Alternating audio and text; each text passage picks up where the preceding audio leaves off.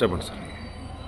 పార్టీలో 10 సంవత్సరాలు BJP party కోసం కష్టపడి ఒక రూపాన్ని తీసుకొచ్చాము మేము.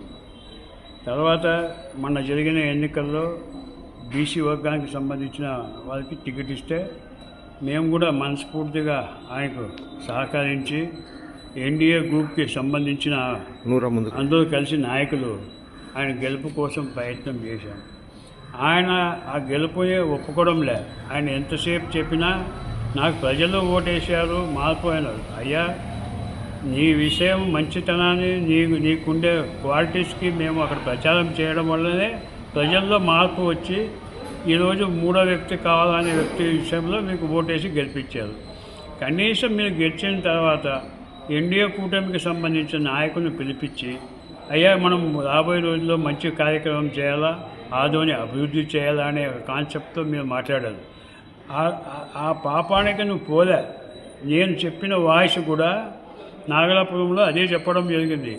మేము అంతమంది ఎన్డీఏకి సంబంధించిన నాయకులు మేమంతా సహకరిస్తేనే మీరు గెలవడం జరిగింది. ప్రతి నెల ఎన్డీఏ మీటింగ్ చేయమని చెప్పడం జరిగింది. చేస్తే దాని మీద మీరు ఏం చేసినారు, పార్టీ ఆఫీసులో పోయి ఫిర్యాదు చేసినారు. పార్టీ ఆఫీస్ ఫిర్యాదు చేస్తే నాకు షోకాజ్ నోటీస్ రాలేదు, కానీ వాట్సాప్లో వచ్చింది. దీనిపైన వివరణ ఇవ్వండి అని చెప్పి నాగలాపురంలో మాట్లాడింది. సో నాగలాపురంలో ఏం మాట్లాడినా ఆ వీడియోని పంపించడం జరిగింది. సార్, ఆ రకంగా నేను పంపించినాను తప్ప ఏ రోజు కూడా పార్టీకి వ్యతిరేకంగా నేను మాట్లాడింది లేదు, పార్టీకి కించపరిచే మాటలు మాట్లాడలేదు. ఈరోజు కూడా నరేంద్ర మోడీ నాయకత్వం వర్ధిల్లాలని చెప్పే వ్యక్తి నేను ప్రధానంగా ఉంటాను ఈరోజు కూడా. ఎందుకంటే ఆదోళనలో జరిగే అవినీతి కార్యక్రమాలకి నాకు నచ్చక, ఆదోళనలో మొన్ననే నువ్వు పబ్లిక్ మీటింగ్లో ఈ ఆంజనేయ స్వామి గుళ్ళో మీటింగ్ వేసినప్పుడు పార్టీ కార్యాలయానికి నువ్వు గాజులు వేసుకోమని చెప్తావా? గాజులు వేసుకోమని అంటే అర్థమేమి? అంటే మేము కూడా గాజులు వేసుకోం, మా చేత కాక గాజులు వేసుకునే చేత కాక ఆయన చేసే మన కాంట్రాక్టర్ కూడా 33 కోట్లు జరిగిన కాంప్లెక్స్లో చెత్త కాంట్రాక్టర్ అని చెప్పిన వ్యక్తి నువ్వే. మళ్ళీ అదే వ్యక్తికి 2 రోజుల్లో మళ్ళీ అదే వ్యక్తికి నువ్వు కాంట్రాక్ట్ ఇవ్వడము, దాంట్లో ఏం మర్మం ఉంది? ఆదాయంలో కూడా చాలామంది ప్రజలు ఏమంటున్నారు, ఏమైనా ప్రజలకు పని కావాలంటే నువ్వు ఒక ఏజెంట్ని పెట్టుకున్నావని చెప్తున్నారు. నేను లేదు, ఖండించినా లేదు అండి. లేదు సార్, ఇది వాస్తవము, ఆయన దగ్గర పోయి మాట్లాడితే ఆ పని అయిపోతుందని చెప్తున్నారు. మళ్ళీ ఇది ఎంతవరకు వాస్తవమో ఆయనే వివరణ ఇవ్వాలి. మీరు అవినీతి లేదు, అవినీతి ప్రూవ్ చేస్తే రాజీనామా చేస్తామన్నారు. మరి ఈ కాంట్రాక్ట్ ఆయనకి ఇవ్వడంలో అవినీతి ఉందా లేదా అనేది నీ అంతరాత్మ పరిశీలన చేసుకో. రాబోయే రోజుల్లో మీరు చేసుకోండి.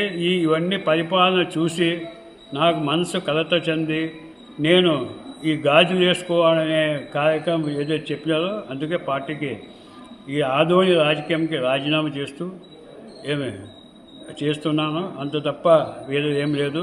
చాలా బాధతో రాజీనామా చేస్తున్నా. నేను పోషించిన పార్టీకి ఈరోజు ఈ పరిస్థితి నాకు వస్తుందని చెప్పి నేను ఊహించుకోలేదు. మళ్ళీ నాన్ని సస్పెండ్ చేయాలని చెప్పి పార్టీ ఆఫీస్లో 3 రోజులు అదే పనిగా కూర్చొని కార్యక్రమాలు చేసినారో వాస్తవం కదా. మరి నేను చేసిన తప్పు ఏదో ప్రజలకు నువ్వు వివరణ ఇయ్యి, అంతే తప్ప ఏదో ఆయన నచ్చలేదు, నాకు అనుచిత వ్యాఖ్యలు చేసినారు అని నువ్వు చెప్పడము ఎంతవరకు సమంజసం? నీ ఆత్మ పరిశీలన చేసుకో. ప్రకాష్ జైన్ ఇంటికి నువ్వు వచ్చినావా, నేను నీ ఇంటికి వచ్చినా? నా ఇంటికి వచ్చి నువ్వు కాలు పట్టుకొని రాజకీయం చేయమని చెప్పినప్పుడు నువ్వు, నేను కాదు. నేను పార్టీ సిద్ధాంతం కట్టుబడి ఉన్నా. పార్టీకి సిద్ధాంతం ప్రకారం అవినీతి ఉండకూడదు. నరేంద్ర మోడీ నాయకత్వంలో ఎక్కడ అవినీతి లేదు. అలాంటప్పుడు ఆదోళనలో అవినీతి కార్యక్రమాలు చేస్తుంటే నీ వెనక ఒక 4 భజనగాళ్ళు పెట్టుకొని నువ్వు రాజకీయం చేస్తే ఆ భజనగాళ్ళు చెప్పినట్లు నువ్వు వింటావా? ఏంటది రాజకీయం అంటే? ఏమనుకున్నావు? ప్రజలకు జవాబుదారీ పని, సేవకుడు నువ్వు. ఎమ్మెల్యేని కాదు, ప్రజల సేవకుడు నువ్వు. రాబోయే రోజుల్లో మంచి సేవ చేయండి, బాగుంటుంది, అంతే తప్ప అనుచిత వ్యాఖ్యలు మాత్రం దయచేసి చేయవద్దండి. అలా చేస్తే అది మీకే వదులుతున్నా. నేనంటూ ఆదోనికి బీజేపీ పార్టీకి ఆదోని రాజకీయం నుంచి రాజీనామా చేస్తూ నేను రాబోయే భవిష్యత్ కార్యక్రమం అనుచరులను బట్టి డిసైడ్ అవుతుంది. నా పేరు ప్రకాష్ జైన్, మాజీ ఎమ్మెల్యే ఆదోని.